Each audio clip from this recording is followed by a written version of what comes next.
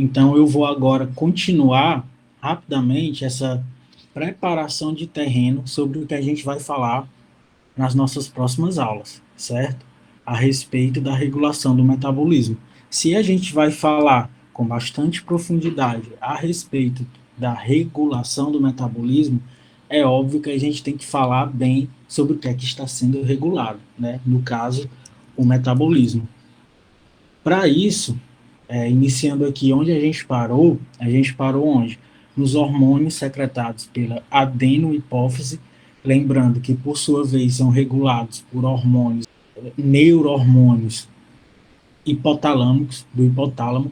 Essa comunicação eixo hipotálamo-hipófise a gente vai retomar mais na frente, certo? A gente vai ver essa comunicação aqui com mais riquezas de detalhes. Agora, só trazendo vocês aqui para o capítulo em que a gente se encontra dessa história. Esses hormônios secretados pela adenohipófise, quando a gente fala de regulação do metabolismo, eles passam bastante em suas funções regulatórias. Porém, quando a gente fala de metabolismo basal, ou seja, regular aquele metabolismo desde a disponibilização e da taxa de disponibilização e de quebra de todos os substratos energéticos a longuíssimo prazo. Quando eu falo a longuíssimo prazo, eu falo um prazo de uma vida inteira. Por quê? Eu estou falando da energia gerada, da taxa metabólica gerada para o organismo manter as suas funções biológicas funcionando. Não é uma resposta aguda a um estímulo imediato, é manter reações químicas, processos de transporte, que a gente falando parecem ser coisas muito pequenas, né? Mas que cada célulazinha do organismo faz bastante. A gente tem bilhões, trilhões de células no organismo inteiro, né? Então você imagina o quanto isso consome de energia e como isso tem que ser regulado também. E fazendo interseções dessas regulações é que aparecerão os momentos com desafios metabólicos em que deve haver respostas que direcionem o metabolismo para necessidades mais pontuais. Quando a gente fala do hormônio que regula, que é muito importante em deixar toda a maquinaria funcionando para que os processos biológicos que exigem energia funcionem, sejam a maquinaria que permite com que eles sejam estimulados, com que eles sejam regulados, com que eles respondam e com que eles funcionam, quem controla isso são, na verdade, os hormônios da tireoide, na verdade o T3, né, o hormônio da tireoide, que a gente vai retomar mais na frente. Agora a gente está fazendo o panorama geral, ok? Esses hormônios secretados pela tireoide, claro, são regulados por quem? Por um peptídeo, um glicopeptídeo específico secretado pela adenohipófise. Novamente, nós vamos retomar isso, certo? Agora é a visão geral. Esse hormônio da tireoide, então, controlado pelo TSH, ele, por sua vez, regula o quê? Crescimento e diferenciação e equilíbrio energético, justamente para poder continuar havendo crescimento e diferenciação, né? Uma coisa leva a outra. Porém, outros hormônios começam a participar quando a gente começa a falar a respeito de necessidades a médio prazo, curto prazo e ao imediato, né, o mais agudo de todos.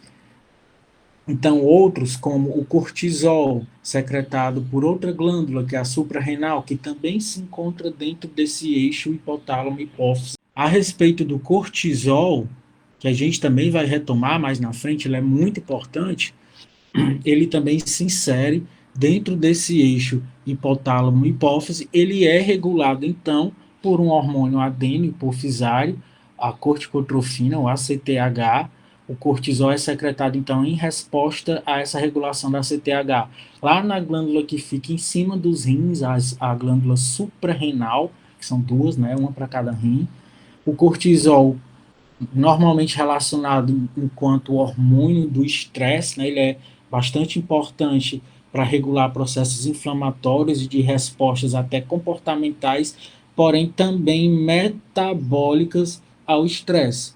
Tudo que se responde ao estresse, gente, tem que direcionar o metabolismo em algum ponto. Então, o cortisol também é importante na modulação das respostas metabólicas.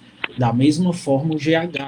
O GH, que, como o próprio nome já diz, né, ele é do inglês, o hormônio do crescimento, também inserido dentro desse eixo hipotálamo-hipófise, como o nome já diz, ele é responsável por crescimento, crescimento principalmente longitudinal, né? E ele também é um hormônio trófico porque ele é responsável por, lá no fígado, estimular o fator de crescimento semelhante à insulina, o IGF-1, responsável por crescimento e diferenciação de tecidos, tecidos que se mantêm responsíveis a estímulos de crescimento também, como cartilagens, extremidades ósseas e vísceras também.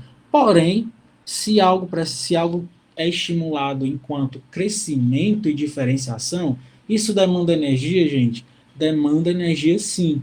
E se demanda energia, o GH não pode ficar dependente dos outros controladores do metabolismo, até contribui bastante. Os hormônios da tireoide agem bastante em comum com o GH, junto com o cortisol também, mas o próprio GH não dessa forma indireta, não estimulando os hormônios da tireoide ou o cortisol. No caso, a relação dele é principal com os hormônios da tireoide. Mas ele diretamente, ele também tem efeitos metabólicos importantes no fígado e em outros alvos periféricos também. Então, a gente vai falar a respeito desses efeitos mais na frente. Da mesma forma, os hormônios sexuais, em especial, claro, a testosterona, o estrogênio também, mas principalmente a testosterona, esses hormônios também são inseridos dentro do eixo hipotálamo-hipófise, eles são regulados pelo hormônio luteinizante e pelo hormônio folículo estimulante. No caso, o luteinizante e o folículo estimulante vai depender, a interação entre eles vai depender entre macho e fêmea, isso aí é a história mais para frente, mas eles regulam função e comportamento reprodutivo. O raciocínio é o mesmo. São funções que, para poder acontecerem, dependem de uma modulação metabólica para isso também. Não obstante que esses hormônios, principalmente a testosterona, têm um potencial efeito modulador do metabolismo também a médio prazo e a longo prazo também, já que são hormônios que estão, de forma parecida com o GH, adaptando estruturalmente esse organismo a se tornar um nível de estruturação diferenciada para enfrentar é, desafios metabólicos diferenciados. Então, é um grande panorama que a gente traça aqui para explicar para vocês por que é importante agora a gente entender o que é que está sendo regulado. O que é que está sendo regulado? Metabolismo energético. Como eu falei para vocês, todos esses processos inflamatórios, crescimento, diferenciação, reestruturação, tudo de forma sistêmica, de alguma forma também se relacionam com o principal modulador do metabolismo basal, que é o T3, ou o hormônio tiroidiano. Também em respostas bem mais agudas, principalmente quando a gente fala de inflamação e de resposta ao estresse, principalmente o cortisol, ele nunca irá agir, nunca irá agir sozinho com relação à modulação metabólica. Ele sempre agirá em termos de que a gente chama de permissividade, que é quando um hormônio só age em frente àquela função com a ajuda de outro hormônio ou ajudando outro hormônio. Nesse caso aqui, numa situação de estresse que tem que haver modulação metabólica, quem é que vai ser o acionador, o ativador da resposta ao estresse, gente? Quem é que a gente sabe que faz isso?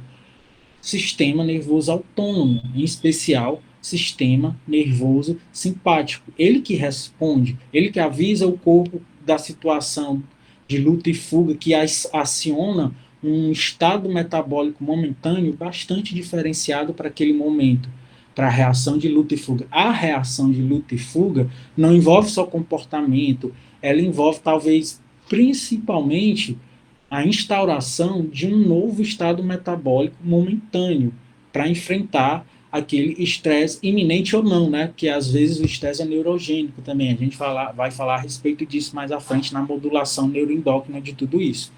Através de quem?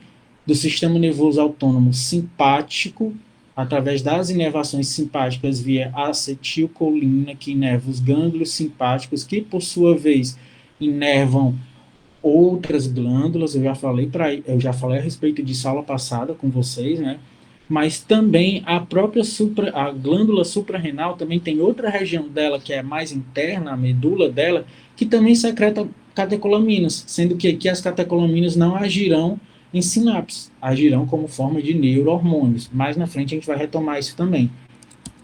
Então, acontece em resposta a esse estímulo mais agudo de todos, uma diferenciação na mobilização e o direcionamento do metabolismo energético para a instauração desse novo estado metabólico frente ao estímulo simpático de luta e fuga. E por que, que o corpo se preocupa tanto em mobilizar de forma diferenciada? Quando eu falo mobilizar de forma diferenciada, gente, é falando a respeito do que está sendo mais utilizado naquele momento. É mais glicose, mais lipídios? Como é que está a síntese proteica ali? O que é que está sendo utilizado para sintetizar ATP? Que esse ATP que está sendo mais utilizado está sendo proveniente de que substrato energético? Mobilizar, direcionar as vias metabólicas é sobre isso, é exatamente isso. E por que que nesses momentos o sistema nervoso simpático precisa ter um direcionamento específico? Porque, acima de tudo, o que o corpo está mais preocupado nesse momento não é em. Eu estou falando o mais preocupado, né? Não é que ele não esteja preocupado. É muito importante nesse momento força de contração muscular, velocidade de reação, tudo fica mais rápido, né? O corpo se torna uma máquina metabolicamente bastante mais eficiente em termos agudos nesse momento. Mas tudo isso, gente, tem que acontecer sem prejudicar o funcionamento daquele que coordena toda a resposta, que é quem? Sistema nervoso central. Tudo isso tem que haver de acordo com a preservação da funcionalidade do sistema nervoso central. Isso muitas vezes não é mencionado, né? A gente imagina uma mobilização e um direcionamento do metabolismo energético, a gente acredita que tudo esteja acontecendo em função de contração muscular, de digestão, enfim. Mas a gente tem que lembrar que isso tudo acontece, mas tem que acontecer até certo ponto em que não se permita uma falha do sistema nervoso central, que é quando acontece perda de consciência. É a última coisa que pode acontecer no momento em que a tomada de atitude e a resposta de reação tem que ser o mais rápido e o mais coordenado possível. Então, quando a gente vai falando de momentos agudos, de estresse agudos, o corpo tem uma grande preocupação em direcionar o metabolismo energético em função de não deixar o sistema nervoso central falhar também. Ou seja, tornar a contração muscular mais eficiente, mais forte, mais bem coordenada, todos os processos metabólicos do organismo também respondendo dessa forma, mas de modo com que isso não prejudique o aporte energético destinado para o sistema nervoso central. E que substrato energético é esse? Glicose.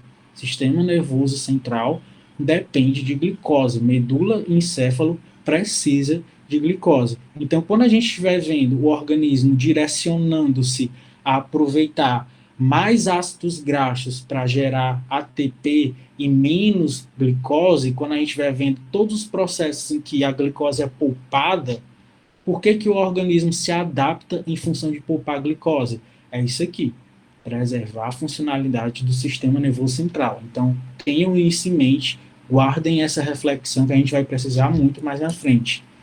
E claro, se eu estou falando de aproveitamento de glicose, também a gente está falando de insulina e glucagon. O pâncreas, inclusive, é inervado por neurônios do sistema nervoso autônomo, neurônios simpáticos e parasimpáticos, além dele ser regulado de forma autorregulada pela própria quantidade de glicose no sangue, que é o substrato que ele mesmo regula. Por quê? Nos momentos, principalmente, se falando da insulina, por exemplo, quando passar esse momento de estímulo simpático, por exemplo, e que o parasimpático começar a predominar, quando o metabolismo precisa ser agora direcionado para outras vias, o metabolismo agora não vai mais ser direcionado para você lutar ou fugir, né? O estímulo simpático foi passando, foi vencido.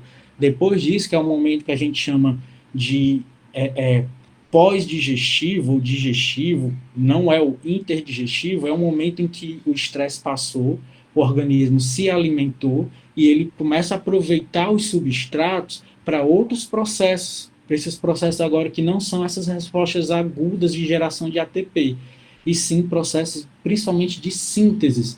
Ele vai aproveitar esse momento para ressintetizar tudo aquilo que foi quebrado.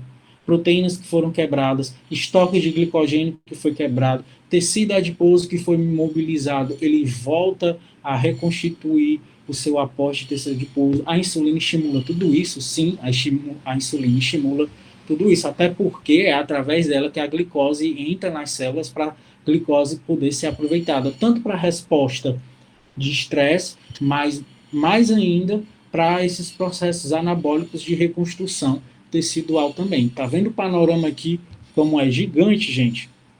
E depois que todo esse panorama é estabelecido de forma tônica, né? A gente nunca está presente totalmente só em um estado, a não ser, por exemplo, em estímulos de estresse que podem durar dias. Uma pessoa que está enfrentando perigos à sua própria vida pode estar enfrentando picos de cortisol, enfim, casos momentâneos, mas depois que a gente se encontra, o organismo se encontra nesse estado metabólico constante de alternância entre simpático e parasimpático, períodos interdigestivos e períodos digestivos de aproveitamento dos nutrientes, quem chega junto, modulando esses novos estados a longo prazo que são estabelecidos nesse organismo que vai constantemente se adaptando a enfrentar de forma mais eficiente todos esses processos que ele enfrenta ao longo da vida. Eu estou falando de uma resposta a longuíssimo prazo, né, de uma resposta tônica, permanente, metabolismo basal. A gente volta de onde a gente começou, hormônio tiroidiano. Então, hormônio tiroidiano, gente, eu não vou falar muito a respeito de cada um dos efeitos deles agora, vou deixar para falar mais na frente, depois que a gente passar essa parte de bioenergética, que a gente for falar propriamente dito nessa parte dos hormônios tiroidianos, a gente vai ver cada um desses efeitos dele. O que eu quero só destacar para vocês agora com relação a metabolismo, a homeostase energética, em relação ao tecido adiposo, por exemplo, ele tem um efeito aqui, uma função, olha, de diferenciação e de catabolismo. Engraçado, né? Ele regula tudo. Porque isso é o que acontece durante o momento basal. Ele regula diferenciação e catabolismo, ele também regula maturação de pré-adipócitos que vão se transformar em adipócitos, mostrar aqui, adipócitos maduros, vários genes que regulam fases de diferenciação dos adipócitos são regulados pelo T3, pelo hormônio ativo, né, da tireoide, para formar o adipócito, que é o constitutivo do nosso principal estoque enquanto reserva energética do organismo. Além, além dele promover uma funcionalidade permanente do tecido adiposo, quando eu falo de funcionalidade, não é só o tecido adiposo existir, é o tecido adiposo também poder ser o quê? Recrutado, mobilizado, ele também tem uma maquinaria de enzimas, de transportadores, principalmente de enzimas, que permitam com que os triacilgliceróis que formam os adipócitos possam ser recrutados, quebrados, metabolizados no processo de geração de energia, de aproveitamento para a síntese do ATP. Quem regula a funcionalidade dessas enzimas, desses transportadores, de toda essa estrutura, dessa maquinaria, também é o T3, gente, também é o hormônio tiroidiano. Aqui só para dar essa ideia de continuidade, né? A gente viu com a Cassiane até aqui esse momento. Não vou repetir tudo, vocês já viram muito bem com ela, mas aqui o que é que está sendo demonstrado? Uma das vias pelas quais esse tecido adiposo pode se constituir. Ele se forma como? Aproveitando os próprios lipídios que são assimilados da nossa dieta. Triglicerídeos são incorporados junto com colesterol em apoliproteínas, forma-se aquele quilomicron, e o lipídio, o triglicerídeo e o colesterol que estão sendo transportados nesses quilomicrons, Eu não sei explicar essa parte tão bem quanto a Cresciane, né, mas só para a gente ter essa ideia de continuidade, para eles serem recrutados, para eles serem retirados por um adipócito, para eles sair da corrente sanguínea, que eles são transportados nesse quilômetro para a corrente sanguínea, e eles irem para o adipócito, e assim, se juntar ao adipócito e formar mais tecido adiposo, o que é que precisa haver? Precisa haver estímulo da lipase lipoproteica, que é quem quebra essa ligação que está lá formando o quilomicron. Inclusive, gente, a lipase lipoproteica, ela também é estimulada pelo T3, pelo hormônio tiroidiano, que está sendo demonstrado bem aqui. Isso tudo precisa de energia. Por exemplo, a ATP precisa ser quebrado para acontecer esses processos, que é um processo basal, né, que está acontecendo nos momentos em que o corpo está se readaptando a novos estímulos. Daí que existe um consumo basal de energia. E para a formação desse adipócito, vocês podem ver que acontecem outros processos que também são regulados por outros sinalizadores neuroendócrinos, como a insulina, por exemplo. Por quê? A formação desse adipócito não depende somente da ativação da LPL para capturar esses ácidos graxos provenientes da dieta. O carboidrato, que é assimilado em forma de glicose, que está chegando via corrente sanguínea, ele também entra, né, ele também é aproveitado por esse adipócito que já existe, através de quem? Ele só entra se houver a funcionalidade da insulina, que a gente vai ver mais lá na frente como é que a insulina faz isso. Ela permite com que glicose seja captada pelas células do organismo, inclusive adipócito. No caso, o adipócito vai usar essa glicose principalmente para quê, gente? Para formar mais triacilglicerol, em processos que envolvem a adipogênese. Então, a gente está partindo do momento em que o adipócito está se formando durante os processos que acontecem depois da alimentação. Nesse momento aqui, não faz sentido o organismo se preocupar em fazer tudo isso nos momentos de resposta aguda a um estresse, no momento em que ele precisa quebrar esse triacilglicerol. Nesse momento de resposta basal, no momento de readaptação, o organismo está reconstruindo os seus aportes energéticos. O principal dele aqui é o tecido adiposo. Inclusive, a insulina, ela inibe a lipase sensível ao hormônio, HLC, desculpa, HSL, que é uma lipase que age em resposta a quem? As catecolaminas, adrenalina e noradrenalina, e a resposta dela seria o quê? Quebrar o triacilglicerol para liberar ácidos graxos que vão ser utilizados pelos processos de geração de energia. Faz sentido isso acontecer aqui, nesse momento em que a preocupação dessa célula é em aproveitar a glicose e ácido graxo da dieta? Não. E colesterol da dieta? Não. Nesse momento ela está preocupada em aproveitar isso para crescer. Então a insulina inibe a HSL, a lipase sensível ao hormônio. Então o que é que a gente está vendo aqui? Um processo no tecido adiposo que regula tanto o seu recrutamento para ele ser catabolizado, aqui à direita, o tecido adiposo em alguns momentos ele vai ter mais estímulos para ser quebrado, para o seu triacilglicerol ser quebrado em componentes que vão gerar o quê? Ácido graxo livre e glicerol, que vão ser oxidados para poder gerar síntese de ATP, gerar energia. Em outros momentos, isso aqui não é o que vai estar sendo mais estimulado. O que vai estar sendo mais estimulado é esse adipócito aproveitar colesterol, aproveitar ácidos graxos da dieta, aproveitar a glicose para poder se reestruturar, para poder repor tudo aquilo que foi catabolizado no momento de resposta metabólica. Isso falando mais a respeito do adipócito branco. Existem dois tipos, na verdade existem vários, né, tipos de adipócitos, destacando aqui dois tipos principais, o branco e o marrom. O marrom ele não tem tanto essa função de armazenar em forma de gotículas de colesterol com os triacilgliceróis, ele não tem tanto essa função de armazenar substrato energético. Ele tem mais uma função termogênica. Porque, gente, o metabolismo que é estimulado no tecido adiposo marrom, não é como acontece no branco, que é o de quebra do triacilglicerol para liberar ácido graxo livre e glicerol. Ele também faz isso, mas principalmente a grande parte dele responde a esses mesmos estímulos aqui. Por exemplo, o estímulo adrenérgico, adipócito, é inervado por nervos simpáticos também. Isso aqui a gente vai ver depois. O estímulo para ele é o quê?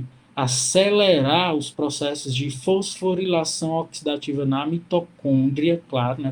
Fosforilação oxidativa tem que ser na mitocôndria, estimular a atividade das suas proteínas desacoplantes ou desacopladoras presentes na mitocôndria que tem função termogênica. Isso aqui também, gente, só funciona quem é que regula a expressão dessas proteínas, quem é que regula a expressão de uma enzima como a lipase sensível ao hormônio, quem é que regula a expressão dos receptores beta-adrenérgicos para esse adipócito responder ao estímulo adrenérgico.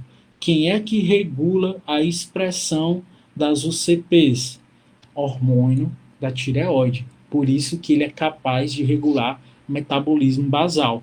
Ele tanto prepara a reconstrução e a ressíntese dos adipócitos, como ele também prepara tudo que é necessário para que esse adipócito responda a um estímulo adrenérgico e, respondendo esse estímulo adrenérgico, o triacilglicerol possa ser recrutado para respostas bioenergéticas, que é o que a gente vai ver hoje. Antes da gente partir, continuando essa salada mista que eu estou fazendo aqui nessa introdução com vocês, só para deixar vocês inquietos mesmo, receptores adrenérgicos são regulados por vários, não vários, mas alguns importantes reguladores do metabolismo, principalmente hormônio tiroidiano. Aqui a gente tem um adipócito respondendo a esse estímulo adrenérgico. Que receptor é esse? Isso aqui vocês já sabem muito bem, vocês viram comigo.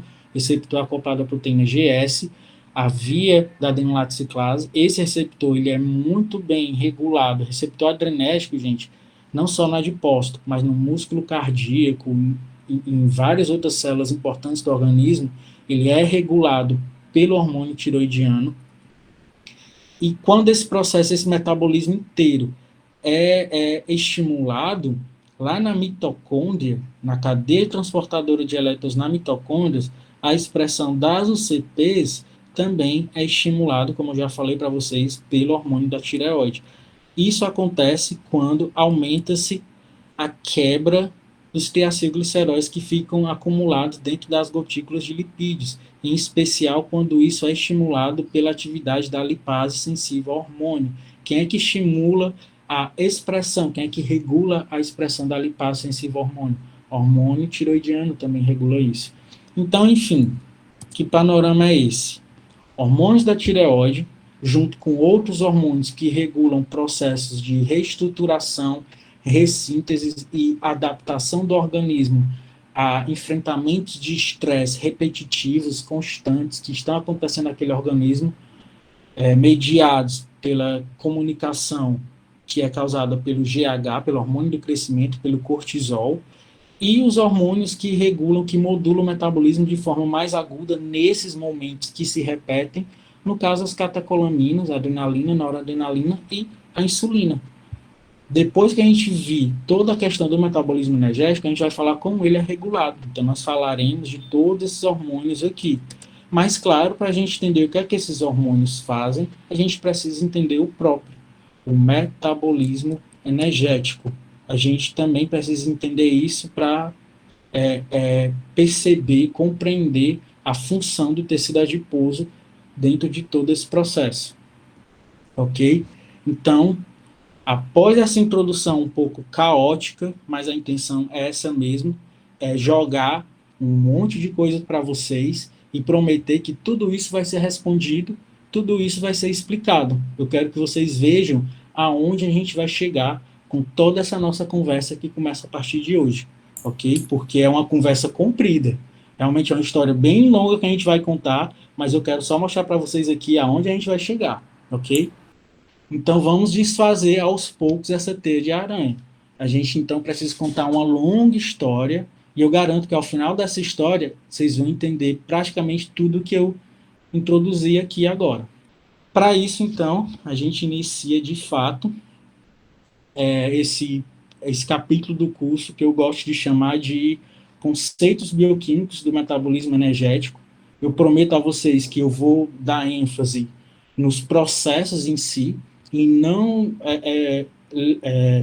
dar ênfase nos nomes de enzimas e de reações, mas eu vou falar de reações também, mas a bioquímica, que muita gente acha chato, é mais fácil de entender do que muitos pensam, dependendo do foco que você dá. E a nossa história é basicamente essa, do Big Bang ao tecido adiposo. É uma viagem longa, né? Vamos lá.